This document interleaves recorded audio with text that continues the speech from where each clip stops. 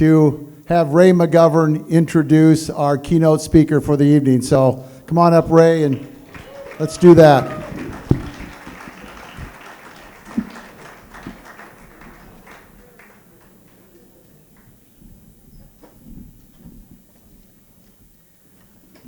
Well, it's midnight.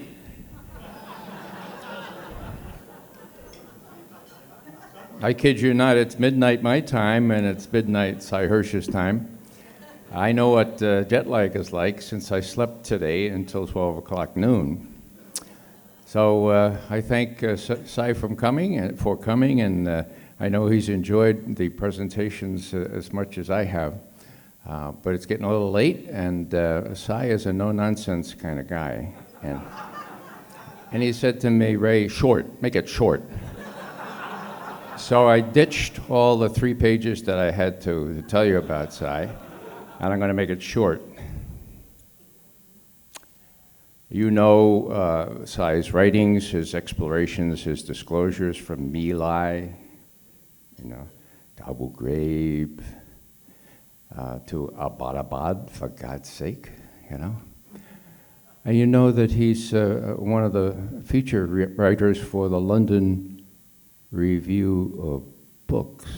Now, how's that parse, folks? Well, there's a story there, but suffice it to say that his findings are so, unwelcome in the United States that he can't anymore get into the New Yorker where he's, officially a part, or any other journal. So the London Review of Books, hats off to them, but that's weird, guys. That's really weird. Now, I thought I'd have a little fun at Cy's expense, so I called our mutual friend, Dan Ellsberg, today. I said, you got any dirt on Cy? You got any? And, I thought he'd laugh and say, but he didn't, He said, Ray, this is no joke. Cy is the investigative reporter. And that's exactly what Cy is. Now, besides all that, Cy is a mensch. I don't think you need to be from the Bronx to know what a mensch is, right? All right. That means he cares about everyone, near as well as far. And I've encountered that directly. I asked him tonight, how's Dr. Liz? Dr. Liz Hersh, Cy's wife.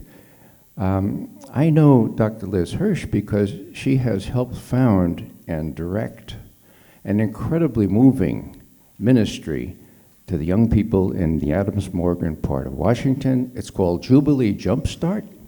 It takes care of people from infancy through toddlership, if you will, until they're 6 years old. And this is, of course, the critical time for all those children's lives. So I asked him, how's Dr. Liz? And he said, totally committed. Okay? Well, that's Cy as well. And what Dr. Liz has done, among other things, is get the active participation of the Washington Psychoanalytic Group to support these kids, to help fund them, and to help guide the people who are working with them, the teachers and so forth. So I just have to tell you that this guy is a real mensch, and also that he lends himself to exploitation as a speaker when Dr. Liz says, hey, we're going to have another fundraiser. Okay, we're going to have another fundraiser. And a lot of people who are really public-spirited in Washington, they don't have a lot of money. But a lot of people have some money who would like to hear Cy Hersh. And so Cy, would you speak, Cy? Of course, Cy says, of course he will. So I've been to Cy's house for these fundraiser meetings. And last thing I'll say is that as I exit the house, and 100 people among where I am, and I'm thinking, wow, the FBI and Homeland Security will have lots of files on lots of people who don't have anything to do with what Cy Hersh said. So, keep them busy. But Cy, of course, would not have his sources coming to his house in any case. It's just a real honor for me to be able to introduce to you my friend, the investigative reporter, Cy Hersh.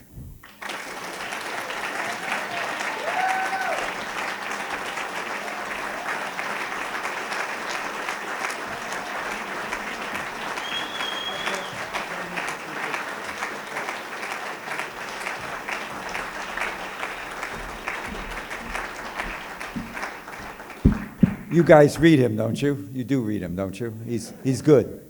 He's really good. He knows what he's doing. It's simple. It's just there's the narrative, and there's always a counter-narrative. You guys understand the counter-narrative more than anything else. You understand the opposite. And you, like me, I'm a Vietnam junkie. I started my career as reporting on Vietnam. I covered the Pentagon in those days. And I still wake up, not every day, but very often saying, thank God Robert McNamara is not Secretary of Defense anymore. I was in that building when he was a psychotic liar about the war. And you think, okay, it can't get worse. So here we are. Let's see. The woman running for president, who may just make it, said of Muammar Gaddafi, we came, we saw, he died, and Libya is not better off for it. He also was an asset. He was somebody we had turned. I don't know whether she knew it or not, but we do stuff. Sometimes we do stuff that's okay. Most of the time it's a disaster. I'm going to take a minute and just run through my version of the world today. And let me say why your group is important. Your group is especially important because you come from the hardest part. I was in the military. It's really hard to be a dissenter. And you see it, the way I always see it is I see the two stars who for 15 years to go to Congress and deadly serious testify about how well in this case, the Iraqi army is coming along, and then the Afghan army is coming along, and now it's the Iraqi army is coming along, lying through their teeth. Congress knows they're lying through their teeth, but that's the way to get to 3-star. And when you have that kind of attitude going on, which is increasingly, I think we're a shake and bake army. I think the corruption of the chain of command, I think the corruption of the military is acute in this society. We don't have enough people on the inside speaking out like you guys did, and some still are. Anybody from SAS who speaks out, man, he knows they have to keep him quiet, because those guys are hardcore, just like some of our guys, our JSOC guys are. So there's a lot that we don't know. It's all pretty bad, I think. I'll take you I actually think you guys we'll talk about it. You're a force because you're not only a force for people who stood up against the narrative, and that's what I do as a journalist. I like to go the opposite narrative. I always thought being a journalist was going to be really important because clearly my experience in Vietnam and since convinces me that the world is increasingly run by nincompoops and killers. No, I'm serious. Evil people.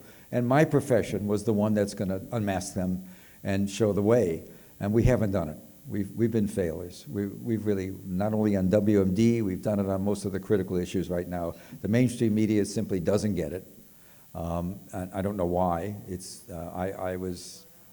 What'd you say? You can't hear me and you're just saying it now? You guys, of all people?